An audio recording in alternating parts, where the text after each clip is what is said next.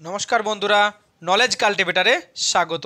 আমি সুদীপ ঘোষ শুরু করছি আজকে ক্লাস, যেখানে পড়ার সাথে হাসি ফ্রি। আজকে একটা গুরুত্বপূর্ণ বিষয় নিয়ে আলোচনা করব। আমরা দেখছি সোশ্যাল মিডিয়াতে বিভিন্ন ভিডিওতে যে আমাদের ছোট্ট একটি মেয়ে অস্মিকা, সে একটি বিরল রোগে আক্রান্ত হয়েছে এবং তার চিকিৎসার জন্য প্রায় 16 কোটি টাকা প্রয়োজন। তাই অনেকে কিন্তু তার জন্য সাহায্য করছে বা সোশ্যাল মিডিয়ার মাধ্যমে ক্রাউড ফান্ডিং করছে বা অনেক সেলিব্রিটি হেল্প করছে। তো তার এই যে বিরল রোগটি, সেই বিরল রোগটি হচ্ছে SMA রোগ। এই রোগের খরচ কিন্তু অনেক বেশি। তো আজকের আমাদের এই ভিডিওর টপিক হচ্ছে এই SMA রোগ, যেটি আমাদের সকলের জানা উচিত, কারণ রোগ মানে আমাদের জীবনের সাথে সম্পর্কযুক্ত। তার সাথে আরও একটি বিষয়, এই যে 16 কোটি টাকার ইঞ্জেকশন প্রয়োজন, সেই নিয়েও কিন্তু একটা কোথাও না কোথাও কনফিউশন তৈরি হচ্ছে যে এমন কি ইঞ্জেকশন যার জন্য 16 কোটি টাকা প্রয়োজন। তার সাথে এই টপিকটি কিন্তু আমাদের কারেন্ট অ্যাফেয়ার্স আর জিকের জন্য কম্পিটিটিভ এক্সামে ইম্পর্টেন্ট। তো আজকের আমাদের ভিডিওর টপিক হলো SMA ডিজিজ। আজকের ভিডিওতে থাকছে এই অস্মিকার SMA ডিজিজ নিয়ে কি খবর আছে, SMA ডিজিজ কি, তার প্রকারভেদ কি, তার সাথে SMA ডিজিজ কেন হয়, এর কি সিমটমস আছে, কিভাবে এই রোগের নির্ণয় করা যায়, তার সাথে এই রোগের ট্রিটমেন্ট কি। অর্থাৎ এখানেই আমরা জানতে পারবো যে 16 কোটি টাকা কেন প্রয়োজন একটি ইঞ্জেকশনের জন্য। তো ভিডিও শুরু করার আগে অস্মিকা সহ যারা এই বিরল রোগে আক্রান্ত, তারা দ্রুত সুস্থ হয়ে উঠুক। আর এই চিকিৎসার জন্য যে বিপুল টাকা খরচ, তার জন্য আমাদের সকলের পাশে দাঁড়ানো উচিত। তো এখন আজকের এই ভিডিওটি একটি শিক্ষামূলক ভিডিও। এই ভিডিওর কোনো অংশে হিংসা বা রাজনৈতিক ও সাম্প্রদায়িক বিদ্বেষ অন্তর্ভুক্ত নেই। তবু ভিডিওর কোনো অংশ বিতর্কিত মনে হলে সেটি অনিচ্ছাকৃত এবং তার জন্য ক্ষমা প্রার্থী। আর ভিডিওটি পুরোপুরি দেখুন। আর এরকম কারেন্ট অ্যাফেয়ার্সের ভিডিও সম্পর্কে জানতে চ্যানেলটি সাবস্ক্রাইব করে পাশে থাকুন। এখন আজকের ভিডিও বিরল SMA ডিজিজ বা SMA রোগ। আমরা সোশ্যাল মিডিয়ার মাধ্যমে জানতে পেরেছি যে এই ছোট্ট অস্মিকা, সে কিন্তু এই বিরল রোগ SMA রোগে আক্রান্ত, আর তার চিকিৎসার জন্য অনেক টাকা প্রয়োজন, প্রায় 16 কোটি টাকার একটি ইঞ্জেকশন প্রয়োজন। তাহলে কিন্তু আমাদের এই অস্মিকা বেঁচে উঠবে।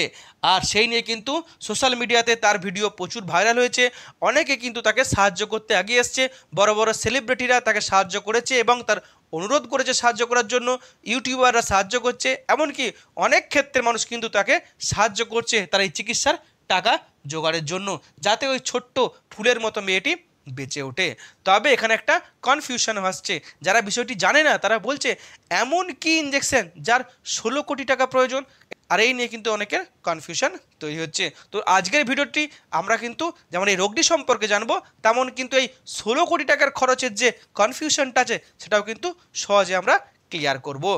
এখন প্রথমে দেখে নিই এই বিরল রোগটি সম্পর্কে। রোগটি হলো SMA ডিজিজ।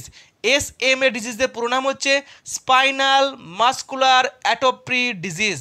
মেনলি আমাদের স্নায়ুতন্ত্রের, বুঝতে পারছি স্পাইনাল কর্ড, সেই স্নায়ুতন্ত্রের একটি রেয়ার ডিজিজ, অর্থাৎ খুবই বিরল রোগ।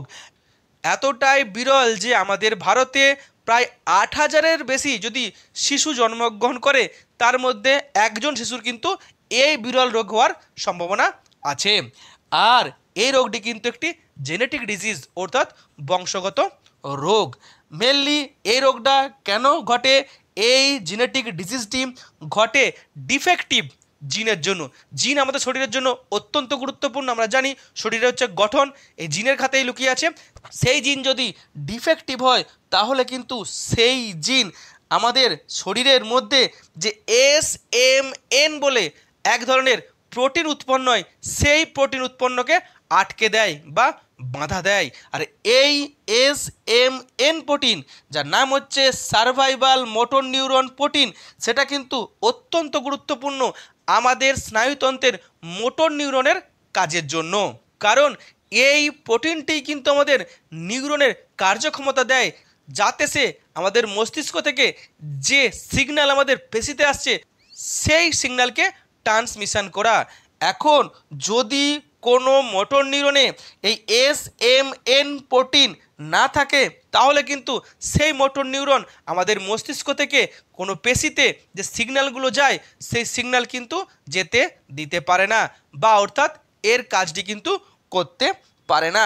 অর্থাৎ আমাদের স্নায়ুতন্ত্রের যে গুরুত্বপূর্ণ কাজ, যে উদ্দীপনা গ্রহণ করা এবং উদ্দীপনায় সাড়া দেওয়া, সেটা কিন্তু করতে পারে না। অর্থাৎ আমাদের পেশি কিন্তু এখানে কাজ করতে পারছে না, কারণ পেশির হচ্ছে গুরুত্বপূর্ণ কাজ এটাই। আর তার ফলেই কিন্তু পেশি দুর্বল হয়ে যায়, পেশি সঞ্চালনায় কাজ করতে পারে না।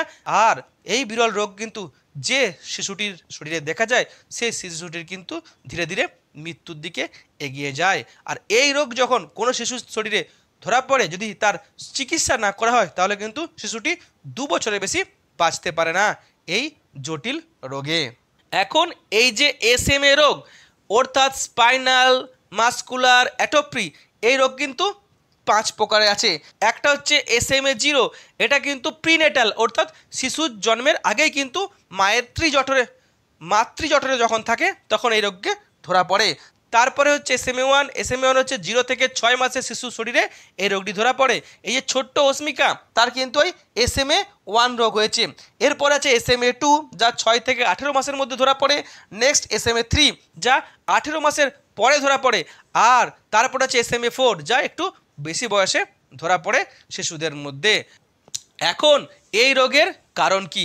এই রোগের জন্য কিন্তু বাইরের কোনো ব্যাকটেরিয়া বা যে আমাদের ছত্রাক বা ভাইরাস দায়ী তা নয়। এই রোগটা কিন্তু আমাদের বংশগত রোগ, জেনেটিক ডিজিজ। মা বাবার শরীরে যদি এই ধরনের রোগের জিন যদি ক্যারিয়ার হিসেবে থেকে যায়, তাহলে কিন্তু পরবর্তী ক্ষেত্রে শিশুদের শরীরে এই বিরল রোগটি ধরা পড়ে। এখন এই রোগের সিমটমস কি? মেনলি বলেছি যে আমাদের স্নায়ুতন্ত্র কাজ করতে পারবে না, অর্থাৎ উদ্দীপনায় গ্রহণ করা আর উদ্দীপনা সাড়া দেওয়া হবে না। মেনলি পেশি সঞ্চালনা এখানে কিন্তু হবে না, অর্থাৎ পেশি দুর্বল হয়ে যাবে। শিশু কিন্তু তার বডি মুভমেন্ট করতে পারবে না, হাত পা নাড়াতে বেশি পারবে না, তার শ্বাসকষ্ট হবে, খেতে গেলে বা জলপান করতে গেলে তার সমস্যা হবে, এমনকি তার হাত পা কাঁপতে শুরু করবে, এমনকি তার যে ব্যাকবোন বা শিরদাঁড়া সেটি বেঁকে যেতে পারে। এছাড়াও তার চোখের প্রবলেম হতে পারে। এগুলোই হচ্ছে এই বিরল রোগের সিমটমস। এখন এই রোগের কি টেস্ট আছে বা রোগ নির্ণয় কিভাবে হবে? যদি কোনো শিশু বা নবজাতকের শরীরে এই সমস্ত সিমটমস দেখা যায়, তাহলে কিন্তু যখন আমরা ডাক্তারের কাছে যাই বা হাসপাতালে যাই, তারা যখন এই সিমটমস দেখে, তারা কিন্তু প্রথমে জিন টেস্ট করতে দেয়। জিন টেস্ট করতে দেখলে কিন্তু এই ডিফেক্টিভ জিন ধরা পড়ে যায়। এছাড়াও আরেকটি টেস্ট আছে, এই যে পেশি সহজে সঞ্চালনা করতে পারছে না, এর জন্য একটি টেস্ট হয় যা হচ্ছে ইএমজি। এই ইএমজি টেস্টের দ্বারাও কিন্তু এখানে ধরা পড়ে। ইএমজি হলো ইলেকট্রোমায়োগ্রাফি, অর্থাৎ পেশি কেন কাজ করছে না সেই টেস্টের মাধ্যমে কিন্তু এটি ধরা পড়ে। এখন এই রোগের ট্রিটমেন্ট কি? বলেইছি এই রোগের কিন্তু কোনো সহজ ট্রিটমেন্ট নেই। আর এই রোগের সহজ ট্রিটমেন্ট না থাকায় এই রোগাক্রান্ত শিশুটি কিন্তু সহজে মৃত্যুর দিকে এগিয়ে যায়। মেনলি এই রোগের সবথেকে গুরুত্বপূর্ণ ট্রিটমেন্ট হচ্ছে জিন থেরাপি। সেই জিন থেরাপি দিয়ে কিন্তু ডিফেক্টিভনেসকে কিন্তু সঠিক করা যাবে। মেনলি এই জিন থেরাপির জন্য যে ইনজেকশনটি প্রয়োজন হয় তার নাম হচ্ছে জোলজেনসমা। এই জোলজেনসমা কিন্তু অত্যন্ত গুরুত্বপূর্ণ একটি ইনজেকশন, যার দ্বারাই কিন্তু এই জিন থেরাপি সম্ভব। 2 বছরের শিশুর শরীরে এটাকে দেওয়া হয়। মনে রাখতে হবে এর জন্য কিন্তু উন্নত চিকিৎসা ব্যবস্থা প্রয়োজন। আমাদের পশ্চিমবঙ্গের শহরতলিতে এই রোগের হয়তো চিকিৎসা আমরা করতে পারবো না, হয়তো কলকাতায় হবে, কিংবা আমাদেরকে সাউথ ইন্ডিয়া যেতে হবে, কিংবা বিদেশে যেতে হবে, তবেই কিন্তু এই জিন থেরাপি করা যায়। এবং এই জিন থেরাপির এই যে ইনজেকশনটি কিন্তু অত্যধিক ব্যয়বহুল। আর এই টোটাল জিন থেরাপি করতে গেলে একটি শিশুর প্রায় 15 থেকে 20 কোটি টাকার প্রয়োজন আছে। আর কারণ এই ইনজেকশনটাই কিন্তু বিদেশ থেকে আনতে হয়, এর কিন্তু প্রচুর দাম। আর এই ইনজেকশনটা তার শরীরে দেওয়ার ফলেই কিন্তু এই ইনজেকশনটা কি করে, তার যে মোটর নিউরন আছে সেই মোটর নিউরনের মিউটেশন ঘটায়। তার ফলে কিন্তু মোটর নিউরনের যে অ্যাকচুয়াল কাজ, যে সিগন্যাল গ্রহণ করা বা সিগন্যালকে পাঠানো, সেটা কিন্তু আবার করতে পারে।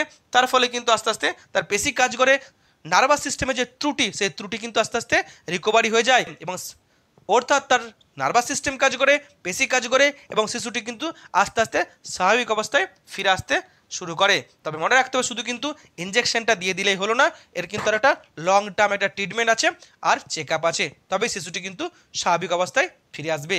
এখানেই কিন্তু আমরা কনফিউশনটা ক্লিয়ার করতে পারলাম যে একটা ইনজেকশনের দাম 16 কোটি টাকা, অর্থাৎ শুধু 16 কোটি টাকা বলতে ইঞ্জেকশনটা নয়, এই টোটাল জিন থেরাপি বিষয়টাই কিন্তু একটু জটিল এবং সেটা কিন্তু অনেক ব্যয়বহুল। এখানে 16 কোটি টাকা বলা হয়েছে, তার থেকেও কিন্তু টোটাল আরও বেশি খরচ হবে এই টোটাল ট্রিটমেন্টটা করতে গেলে। তাই আমরা যারা অবাক হয়ে যাচ্ছি যে 16 কোটি টাকা প্রয়োজন, হয়তো কোথাও অনেকে বিশ্বাস করতে পারছি না, তাদের কিন্তু বিশ্বাস করতে হবে। কারণ এই রোগটা কিন্তু আজকে অস্মিকার হয়েছে, কালকে কারো না কারোই হতেই পারে আমাদের পরিচিতদের মধ্যে। তাই আমাদেরকে জানতে হবে এবং অন্যের সাহায্যের জন্য এগিয়ে আসতে হবে। এই যে ছোট্ট অস্মিকার জন্য বা আরও কয়েকজন যারা এই রোগ আক্রান্ত আছে, তাদের খবর সোশ্যাল মিডিয়ায় ছড়িয়ে পড়েছে, বিভিন্নভাবে সোশ্যাল মিডিয়াতে ক্রাউড ফান্ডিং হচ্ছে, আর সেখানে কিন্তু টাকা একটা জোগাড় করার চেষ্টা চলছে। কিন্তু মনে রাখতে হবে, এই যে 16 কোটি টাকা যদি ধরেই নিই, সেটা কিন্তু 1 টাকা 2 টাকা নয়, অনেকটা টাকা। তাই ক্রাউড ফান্ডিংয়ের জন্য ওই জায়গায় পৌঁছাতে কিন্তু সময় লেগে যেতে পারে, আর সেখানেও কিন্তু সমস্যা আমাদেরকে কিন্তু 2 বছরের মধ্যেই করতে হবে। তাই এই শিশুগুলিকে বাঁচানোর জন্য আমার মনে হয় সাধারণ মানুষ তো এগিয়ে আসছে, ক্রাউড ফান্ডিং করছে, তার সাথে আমাদের রাজ্য সরকারকে আর কেন্দ্র সরকারকে এগিয়ে আসতে হবে। তাদেরকে কিন্তু এই চিকিৎসার দায়িত্ব নিতে হবে এবং আগামী দিনে যারা এই রোগে আক্রান্ত হবে তাদের জন্য কিন্তু স্পেশাল একটা ব্যবস্থা রাখতে হবে, যাতে সহজেই চিকিৎসা এই রোগের চিকিৎসা করা যায়। তার সাথে সরকারের পাশাপাশি যারা আরও অন্যান্য এনজিওরা আছে, তারাও কিন্তু এখানে এগিয়ে এসে সাহায্য করতে পারে। অর্থাৎ সরকারের উচিত এই নিয়ে একটা বিশেষ ব্যবস্থা রাখা। এখন এই রোগের প্রিভেনশন কি? মেনলি এটা হচ্ছে জেনেটিক রোগ। জেনেটিক রোগের তো প্রিভেনশন সেরকম থাকে না। তবে জেনেটিক রোগের আগে আমরা যখন যুবক যুবতীরা যখন বিয়ে শাদী করে কিংবা যখন বাচ্চা নেওয়ার প্ল্যানিং করে, বেবি নেওয়ার প্ল্যানিং করে, তার আগে কিন্তু এরকম জেনেটিক রোগগুলোকে আটকানোর জন্য ব্লাড টেস্ট করা উচিত। এই হলো আজকের ভিডিও, যেখানে এই অস্মিকার SMA রোগটি পুরোটি তুলে ধরলাম, তার সাথে কেনই 16 কোটি টাকা প্রয়োজন তাও তুলে ধরলাম। এখন এই রোগ সম্পর্কে যদি আরও কোনো মন্তব্য থাকে, অবশ্যই আপনি দিতে পারেন কমেন্ট বক্সে। আর ভিডিও শেষ করার আগে অস্মিকার পাশে সবাই এসে দাঁড়ান এবং তাকে যতটা সামর্থ্য পারেন সাহায্য করুন, তবে কিন্তু আমাদের এই ফুলের মতো বাচ্চাটি বেঁচে উঠবে এবং তার হাসির মুখ আমরা দেখতে পাবো একইভাবেই। ভিডিও এখানেই শেষ হলো। ভিডিওটি যদি ভালো লাগে অবশ্যই লাইক, কমেন্ট, শেয়ার এবং চ্যানেলটি সাবস্ক্রাইব করতে ভুলবেন না। আবার দেখা হবে অন্য একটি ভিডিওতে। ততক্ষণ পড়তে থাকো, হাসতে থাকো।